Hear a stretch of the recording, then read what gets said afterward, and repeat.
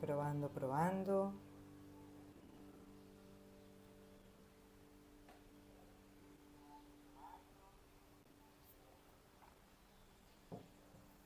Bom dia. Bom dia!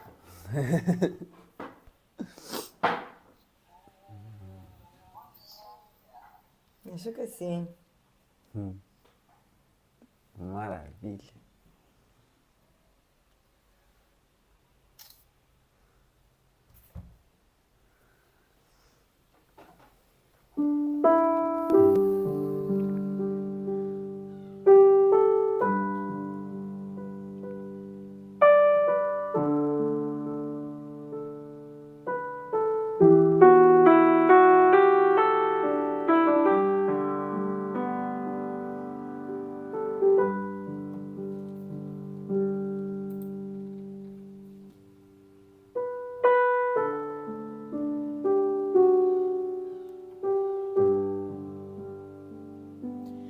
Namo Gurunge, Namo Buddhaya, Namo Dharmaya, Namo Sanghaya, Namo Gurunge, Namo Buddhaya, Namo Dharmaya, Namo Sanghaya,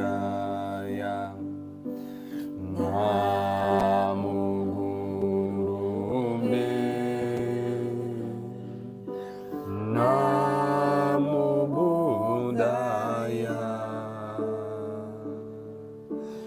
Namo Dharmaya, Namo Sanghaya,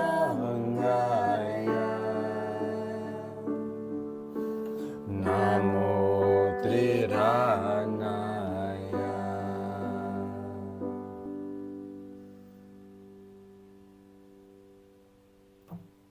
Bom dia! Bom dia. Você queria fazer 2 vezes mais. Eu ia fazer 2 vezes mais. Podemos continuar. Não, vamos lá. No fim a gente faz mais um pouquinho. Perdão. Tudo Fazemos bem. 20. Bem, galera, vamos lá. Hoje a gente vai voltar a introduzir o Mantra Yoga, né? Então eu vou fazer de novo uma introdução. Como assim, Ata? A gente tá fazendo Mantra Yoga há um tempão já, por que você quer fazer a introdução de novo? Porque a gente fez uma introdução. Introdução. A gente fez uma introdução que foi só uma apresentação de alguns mantras que a gente costumava cantar. Lá no início eu falei, ó, a gente vai praticar com esses mantras por agora, depois os mantras vão mudar, né? Então a gente escolheu alguns mantras que a gente realmente pratica bastante, praticou em especial nos últimos tempos bastante aqui no Mentipure, e que são muito conhecidos assim também na cultura do yoga, né? Em especial dentro da cultura do Dharma, assim. Mas a gente fez isso de uma maneira bem simples, no sentido de que a gente abordou os mantras como se o mantra fosse abordado assim. Só que existe uma base verdadeira de onde os mantras surgem e como é que eles são utilizados. Então, tá tudo bem que a gente tenha um mantra que a gente escolha, que a gente acumule, que a gente utilize esse mantra para praticar, ele vai gerar benefício na nossa vida, vai ser tudo lindo. Mas a verdade é que dentro de uma prática de mantra yoga, a gente não sai escolhendo mantras que não tem diretamente uma conexão entre si e canta vários mantras separadamente, assim. Uma prática completa de mantra yoga, a gente tem uma série de mantras que eles são mantras básicos dentro dessa prática para que a gente chegue até o cerne da prática, onde vai existir o mantra mesmo. Se a gente for usar uma linguagem mais correta, deixa eu dizer, na verdade, uma prática de mantra yoga é cheia de preces. E depois de várias preces existe um mantra. Então o mantra ele realmente é o que a gente cantou lá no início. Só que esse mantra ele é guardado por várias outras práticas que antecedem ele e que vêm depois dele. Tá, mas como assim, Ata? Normalmente, toda prática, como eu sempre explico, tem 3 fases. Né? Então, a primeira fase é a fase de refúgio. É a fase em que a gente coloca a mente numa direção segura. E depois de colocar a mente numa direção segura, a gente vai organizar a nossa motivação. Né? Então, a gente relembra por que a gente está praticando, né? Ou seja, a gente coloca a nossa prática à disposição de beneficiar todos os seres. Depois a gente vai fazendo uma série de outras partes para organizar totalmente nossa mente. Nossa mente está num espaço, nossa mente se tornar um ambiente totalmente rico e auspicioso para que então a gente faça o mantra. O mantra só tem a capacidade de fazer isso se a gente tiver com uma boa intenção, tiver uma compreensão sobre o significado do mantra, ele tem. Mas é difícil que a gente vá só com o mantra resolver, por exemplo, o nosso estado mental se a gente não estiver muito bem. Então a gente tem uma prática rica, uma prática completa, que tem ali sua série de preces mântricas, até que a gente chega no cerne, que é o mantra central, onde tem o que a gente estudou nas aulas anteriores. Então, por exemplo, quando a gente canta o mantra Om Mani Padme Hum, ele é muito simples, é um mantra muito famoso, né, todo mundo conhece, a gente pode cantar ele dessa maneira, mas esse mantra está dentro de um sadhana muito grande, né, dentro de sadhanas muito complexos, assim, que são os sadhanas de Avalokiteshvara. Então, existe uma série de práticas preliminares. Depois das práticas preliminares, tem a primeira fase da prática. A segunda fase da prática é ter o mantra. Aí a gente faz o mantra, acumula, acumula, acumula. Depois a gente vai entrar na terceira fase de todas as práticas que eu sempre cito, que é a primeira, tomada de refúgio, essa organização mental. Segunda, a etapa central da prática, onde contém o mantra. E a terceira, que é a dedicação. Isso se a prática não tiver outros fatores, porque a prática pode ser muito rica e ter uma miríade de outros fatores, inclusive outros mantras dentro da mesma prática. Enfim, este é um ponto importante, porque essa é a forma que a gente aprofunda na realidade do que é um sadhana de mantra yoga, né? Porque é o que eu falei, tudo bem a gente cantar o mantra diretamente, tá tudo maravilhoso, mas encontrar isso que a gente começa a abordar agora é raro, é raríssimo. Então a gente está abordando a profundidade, aquilo que não está na camada superficial e comercial do que é essa forma de prática. Então a gente está começando a mergulhar de fato em algo muito profundo, que tem uma capacidade gigantesca de produzir benefício na nossa vida, né? Comprovado cientificamente. um vídeo que eu fiz lá atrás que era... ¿Quieres lembrar el nombre? Quero lembrar o nome. meditação baseada em mantras, porque é o nome que foi utilizado dentro do estudo, né? E foi um estudo maravilhoso, feito com muita gente. Eu não lembro exatamente qual foi a metodologia e tudo mais, mas a conclusão é que sim, a prática do mantra yoga, né, do cântico dos mantras, assim, como método de meditação, realmente gera uma série de benefícios fisiológicos, de benefícios registrados por imagens do cérebro e tudo mais. Então foi um estudo muito interessante. Enfim, o ponto é que essa prática ela tem a capacidade de produzir esses incomensuráveis benefícios para a nossa vida e a gente está, a partir de agora, entrando em contato com algo que não vai ser fácil de encontrar em qualquer lugar, né?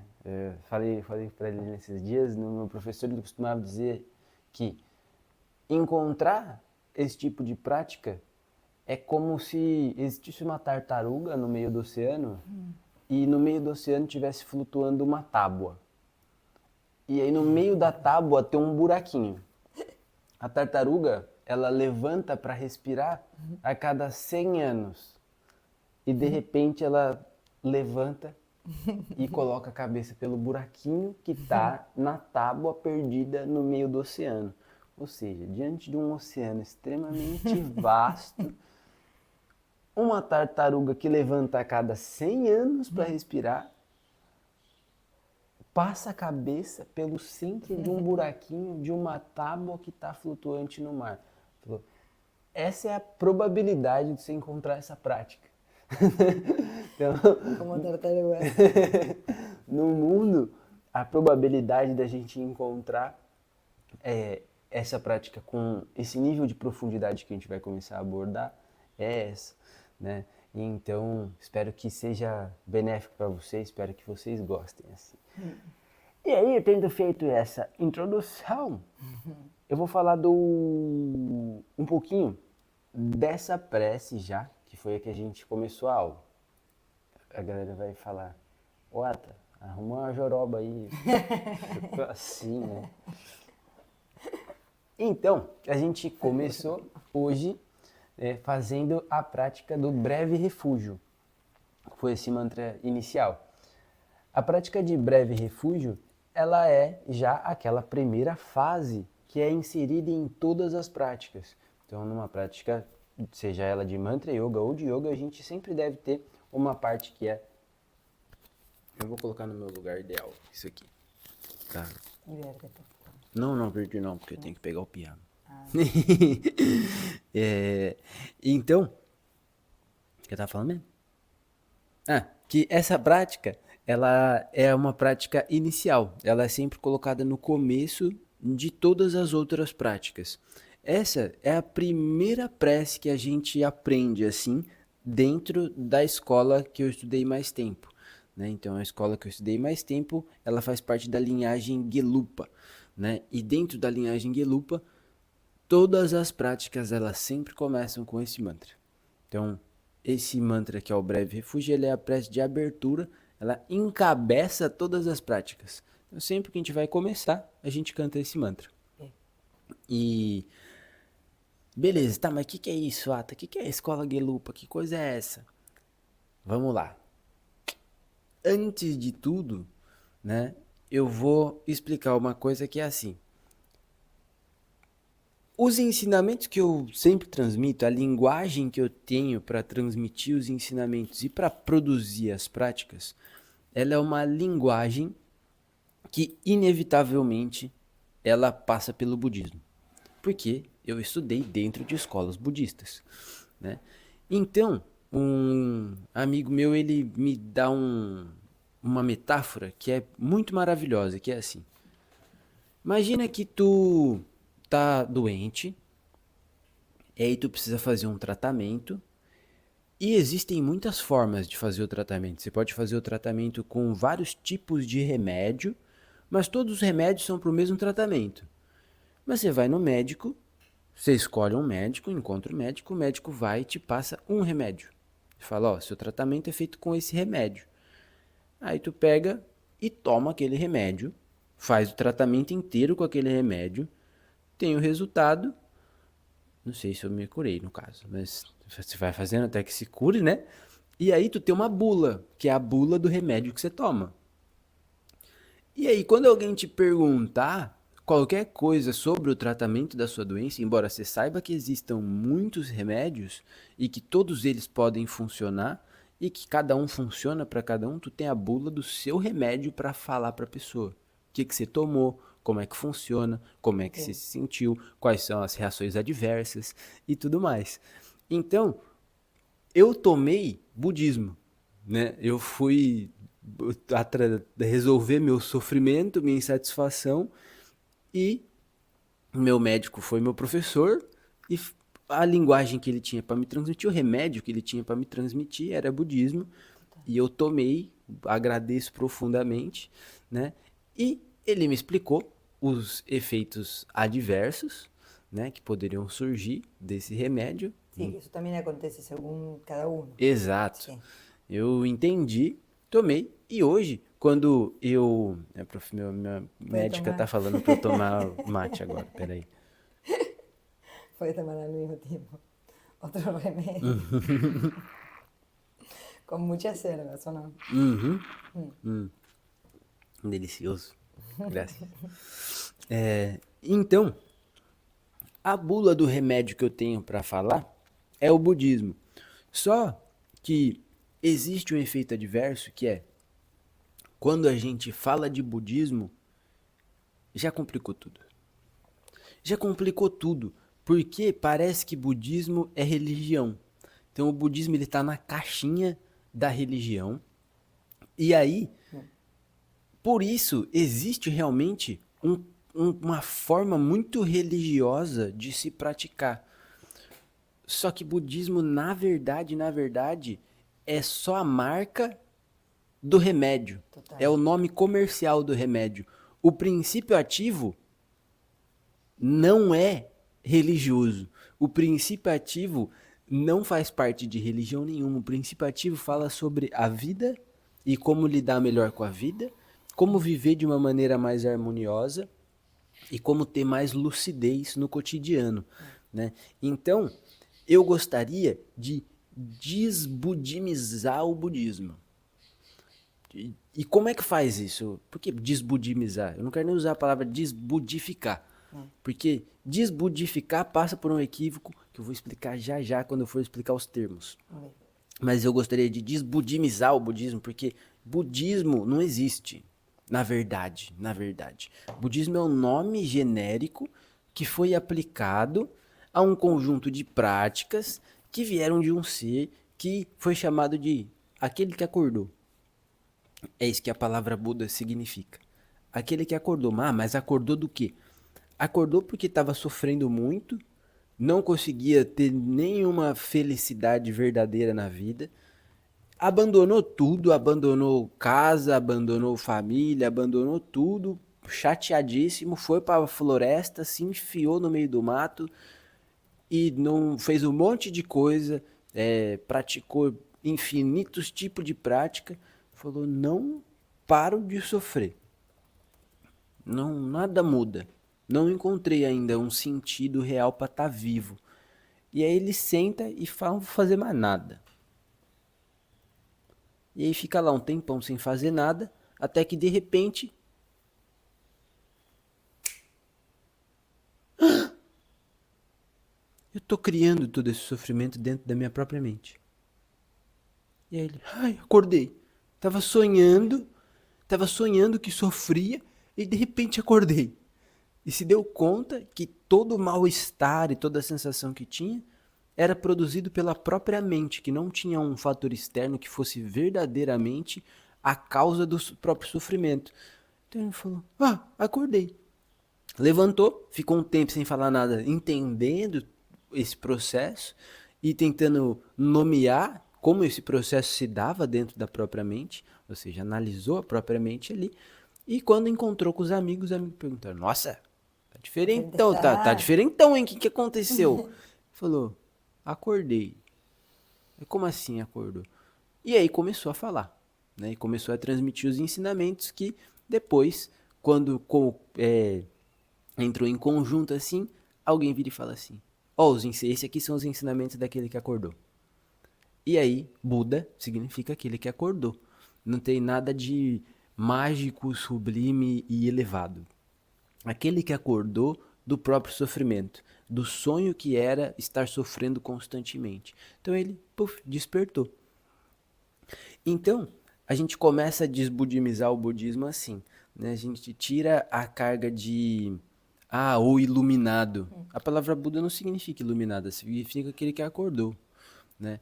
E então, isso já tira um pouco dessa carga de que o budismo é uma religião. Sim, o budismo é praticado como religião por grande parte das pessoas.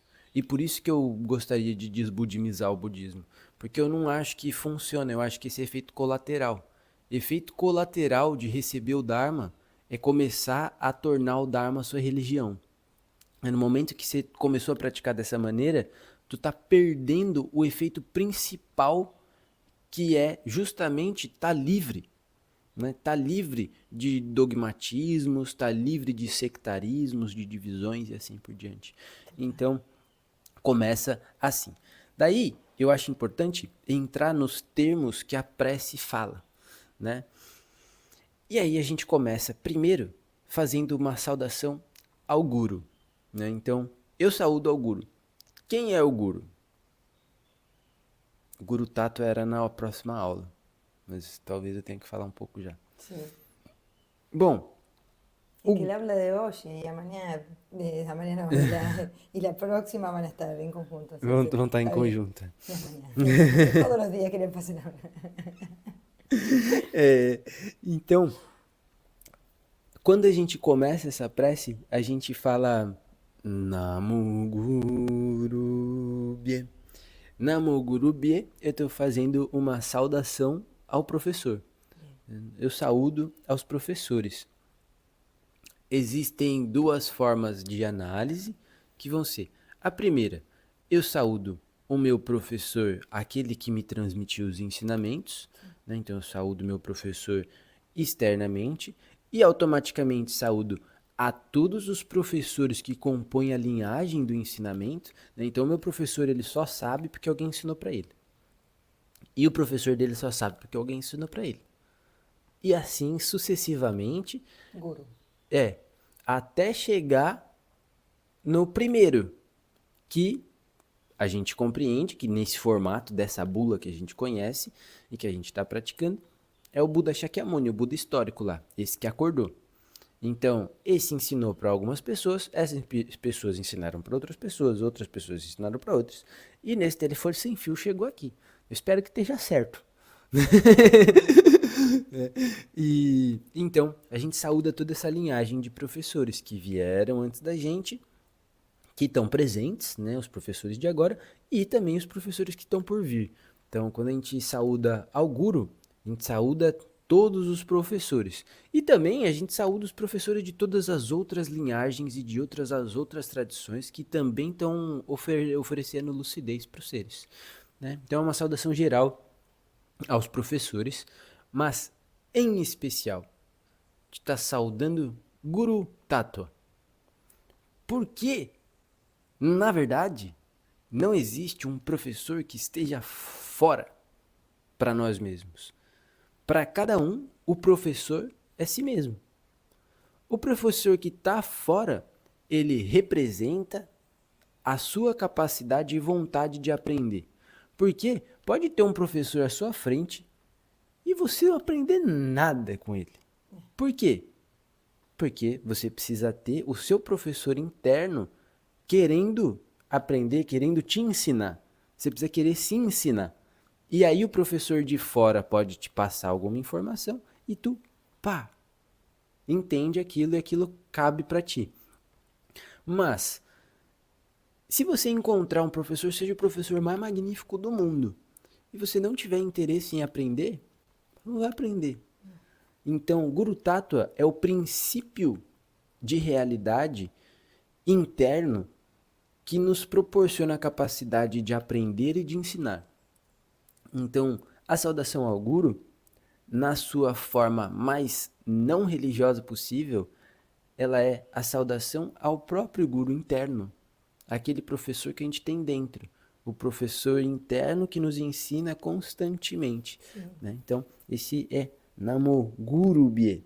Então, pode ser aos professores externos como uma forma de homenagem e agradecimento, mas em especial ao guru interno, né? A essa capacidade que a gente tem de aprender e de ensinar. Beleza. Depois, a gente entra na segunda frase, que é Namo Buddhaya. Então, Namo Buddhaya. Eu saúdo ao Buda. E aí agora a gente vai desbudimizar fortemente. Então, já Vou tomar um mate. Vou tomar.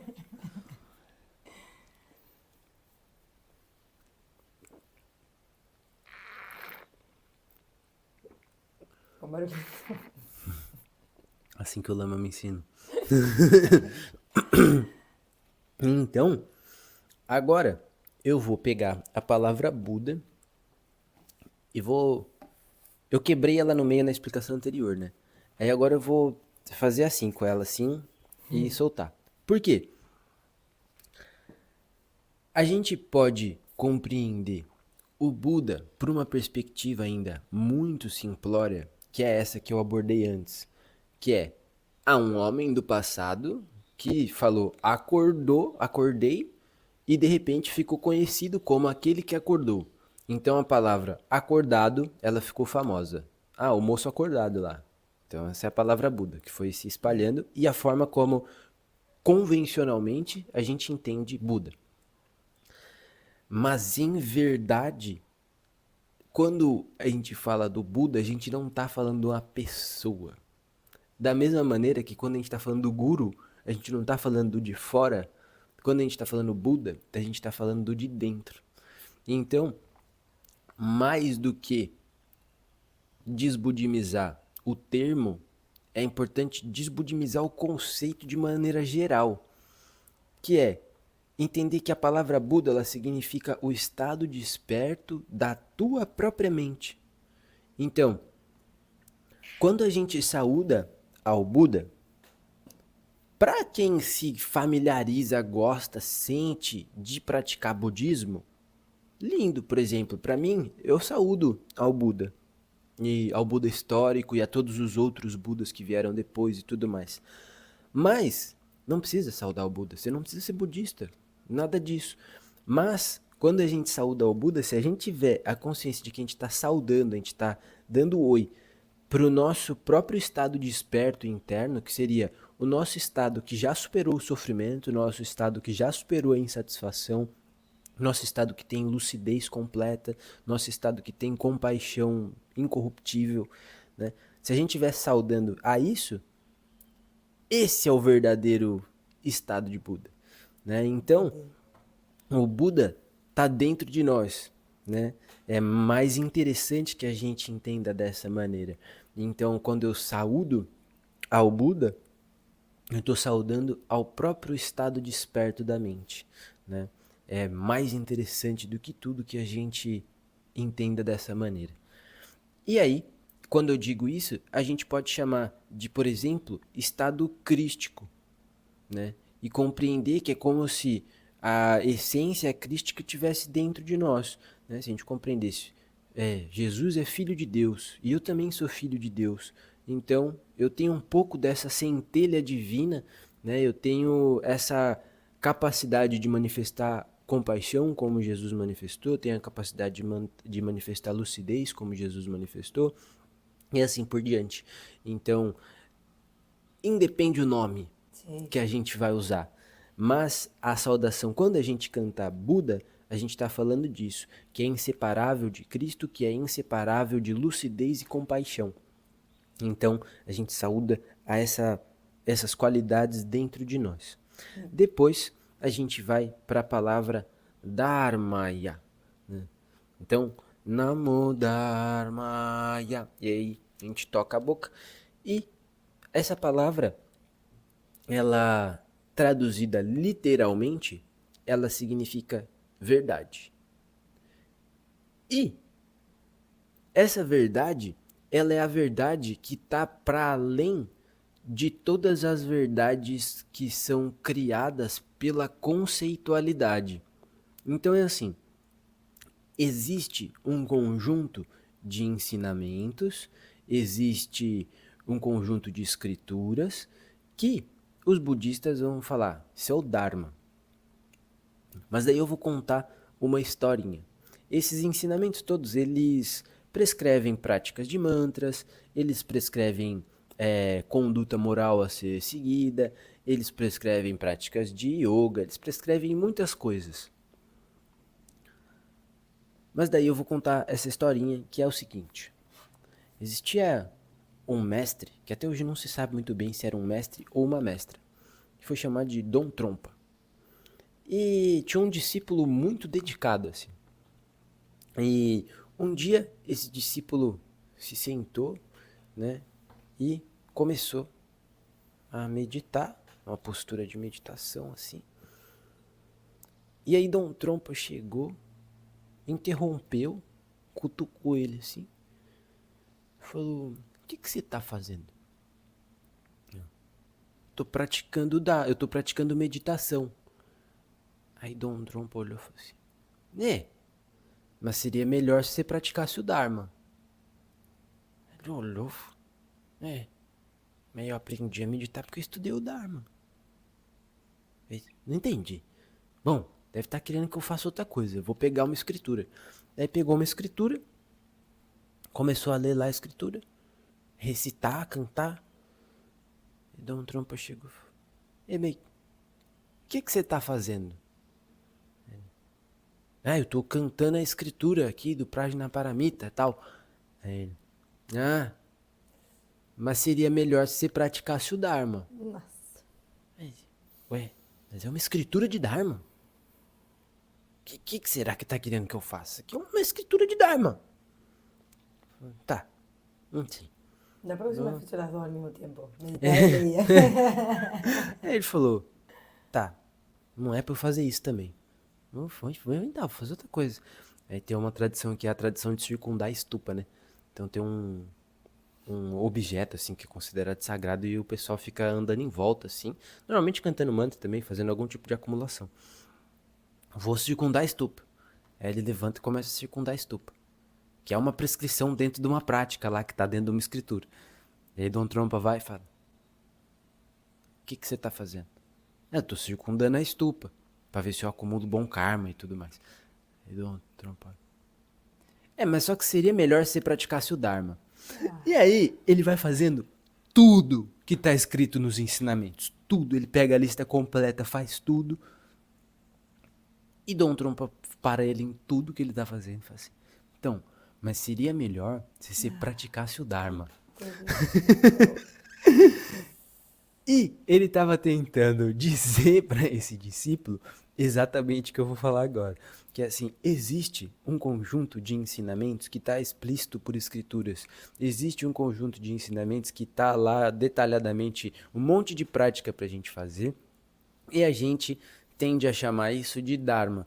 Por quê? Porque eles funcionam realmente. Se a gente fizer aquilo, aquilo dá resultado. Aquilo funciona, aquilo vai ser maravilhoso. Mas o Dharma como essência, que é a verdade, não é os ensinamentos.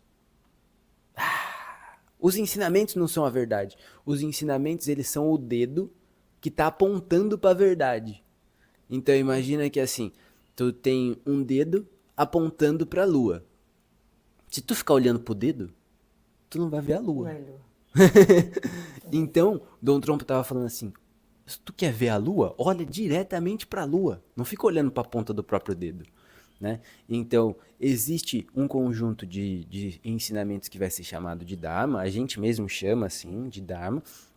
Mas é isso. Esse é o dedo que aponta para o Dharma, na verdade. O Dharma, em essência, ele é a experiência direta de a gente repousar na natureza da própria mente.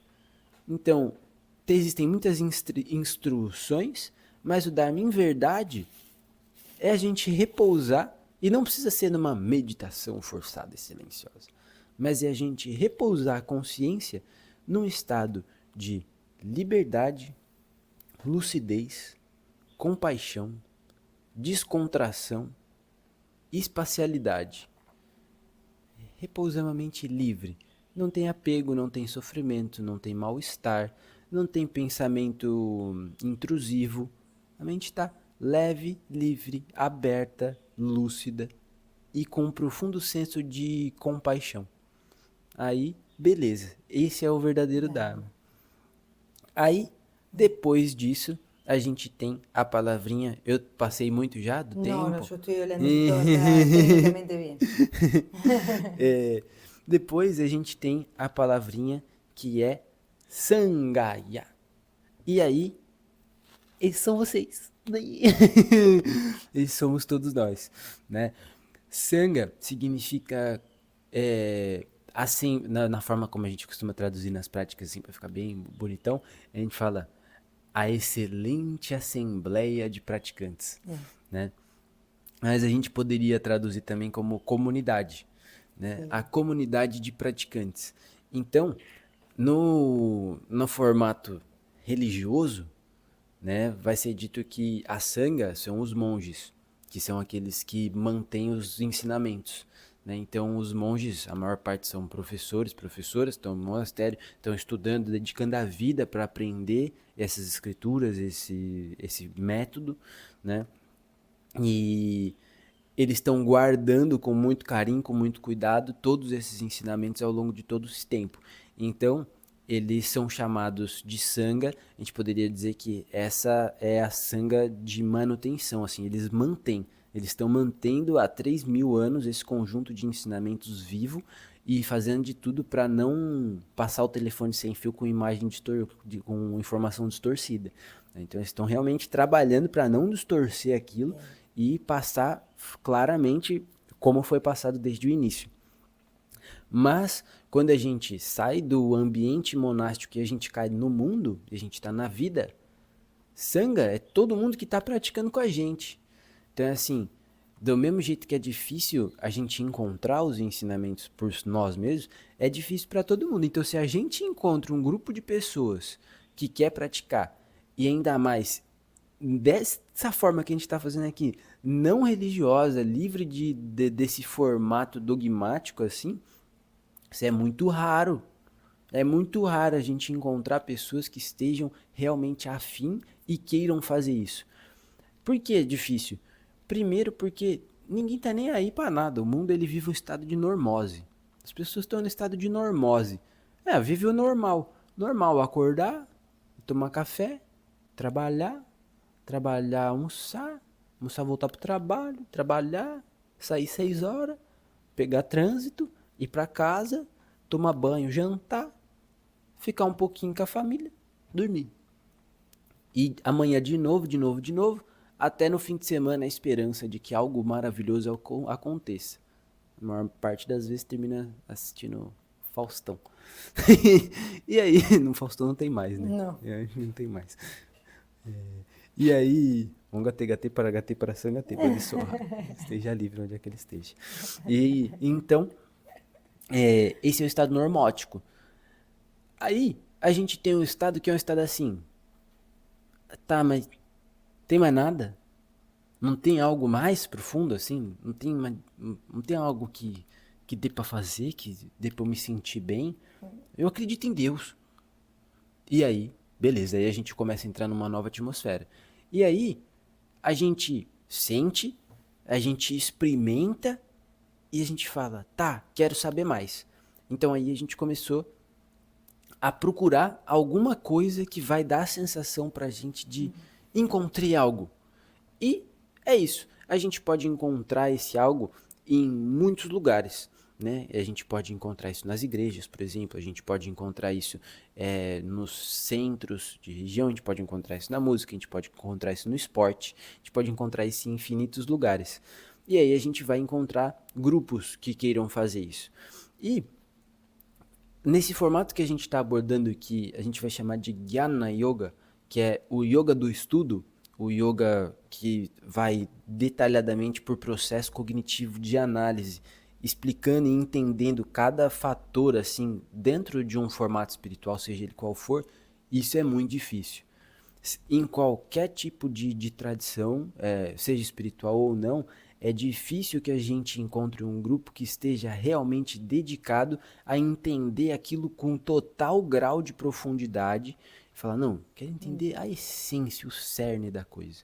Então, quando a gente encontra, a gente fala, ai, encontrei, vamos junto, vamos junto, vamos junto, vamos junto. A gente tem até mantra para isso, né? Que é o Ongate Gate para Sangate Bodhisattva, né? Que vai falar, vamos Sim. vamos todos juntos atravessarmos para a outra margem, né? Então, Sangha significa essa comunidade que se engaja e se dá a mão e fala, ufa, podemos fazer isso junto, vamos fazer, Sim. vamos, né? Então, isso é Sangha. E aí, por fim, lá depois que a gente repetiu o mantra algumas vezes, a gente vai falar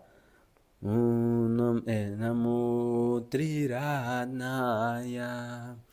E aí, Namo é a saudação, Triratnaya, três, Rat, Ratna, né? É joia, Bien. e há uma composição para que exista uma harmonia na frase, assim, como o Sí, Guru como Bie. cada uno, sí. Então, Triratna são as três joias, né? As três joias, quais são então as três joias? As três joias são o estado desperto da própria mente, a realidade tal como ela é, livre do meu monte de pensamento, de como eu penso que ela é, e o grupo de praticantes que estão buscando encontrar essas duas coisas, né? Então a gente fala que isso são três joias extremamente raras e extremamente preciosas.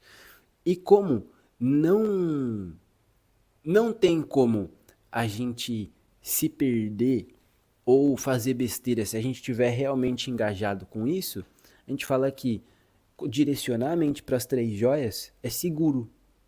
Por que é seguro? Porque eu não estou procurando confusão, eu estou procurando o estado mais lúcido possível da minha vida. Então eu estou indo numa direção segura.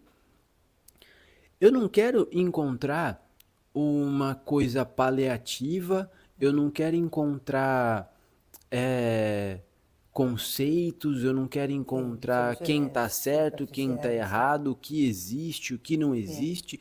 Eu quero encontrar a realidade, o que é real. O que é real? Isso é o que a gente está buscando. Encontrar com a realidade dos fatos, encontrar de fato com a realidade. E junto de quem está procurando a mesma coisa, né? Então, essas três joias, elas são direcionamentos para nossa mente. Se a gente tiver com a mente focada nessas três coisas, a gente está bem. Porque mesmo que a gente erre, que a gente caia, que tudo aconteça, a gente tem apoio da comunidade, a gente tem apoio dos nossos amigos espirituais. Não importa o que aconteça, a nossa busca segue, a gente quer encontrar com a realidade, a gente vai encontrar coisas maravilhosas, né? E eu não estou procurando confusão, não quero arrumar confusão, não quero arrumar problema, eu quero arrumar lucidez. Lucidez e compaixão por todos os outros seres. Então, essas três joias é o que a gente usa como breve refúgio. Então, toma refúgio nessas três joias. E aí, Tenemos que cantar. temos que Momento de cantar, cantar y momento meditación. de cantar e 15 meditação. minutinhos. Então, ¿Está maravilha. bien? Maravilha, Puede perfeito. fechar tranquilo, ¿eh? É isso. Acho que esse é o ponto Maravilloso. central. É sempre um papo um pouco delicado. Eu nunca sei se eu falei bem e consegui ser claro no que eu realmente queria dizer. Eu No, pero es espero. como la primera vez que escucho, ya. Al máximo de la claridad posible. Eu espero que tenha sido possível de entender.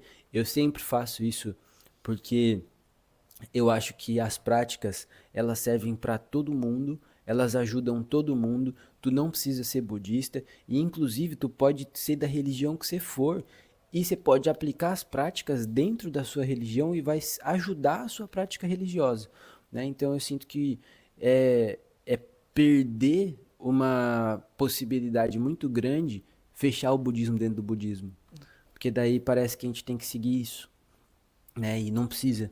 Tu pode estar praticando o catolicismo, isso pode funcionar. Tu pode estar praticando o evangelismo, isso pode funcionar. O cristianismo de maneira geral. Tu pode estar praticando na Umbanda, isso vai funcionar. Não importa qual seja a sua tradição religiosa. Se tu meditar, vai ser bom para praticar todas elas. Muito bem, né? Então, esse Dharma que vem como essência, assim, ele produz benefício onde quer que ele esteja, né? Ele vai ser sempre auspicioso. Então, eu acho que a gente pode utilizar como um potencializador, seja lá qual é a prática que a gente já tenha. Por isso que eu gosto de fazer essa introdução de desbudimizar o budismo.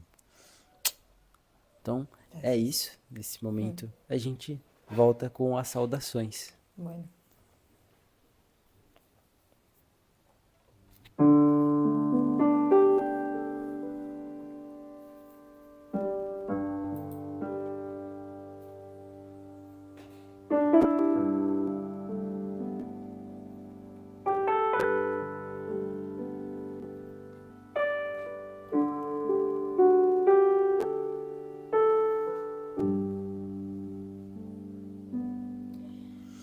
Namo Guru Namo Buddhaya, Namo Dharmaya, Namo Sanghaya, Namo Guru Namo Buddhaya, Namo Dharmaya, Namo Sanghaya. Namo Guru Namo Buddhaya, Namo Dharmaya, Namo Sanghaya, Namo Triratnaya.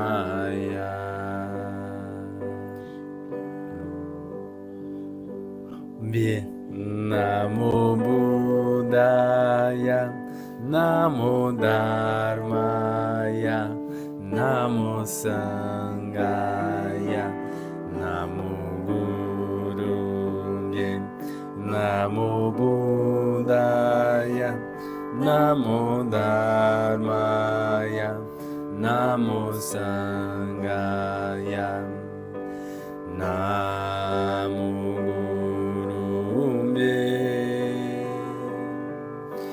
Namo Buddhaya, Namo Dharmaya, Namo Sanghaya, Namo Triratnaya.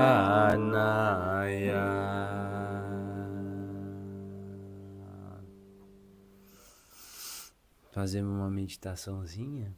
Sim. Então a gente repousa por 5 minutinhos, né, em silêncio.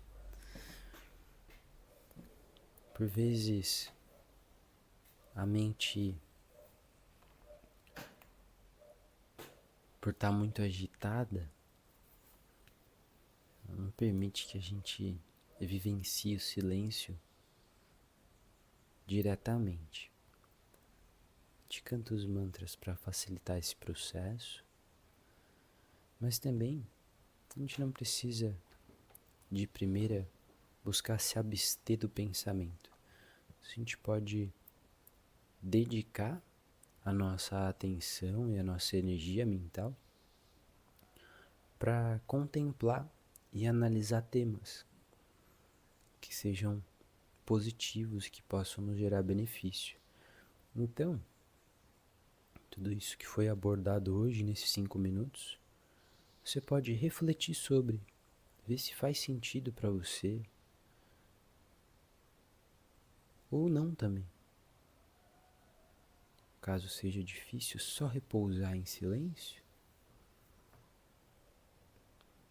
você pode analisar tudo isso que foi contemplado.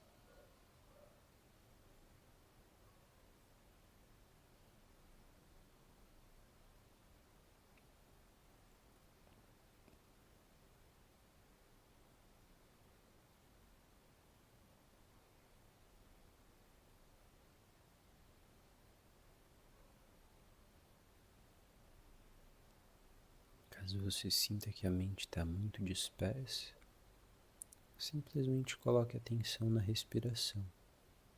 Perceba o ar entrando e saindo pelas narinas.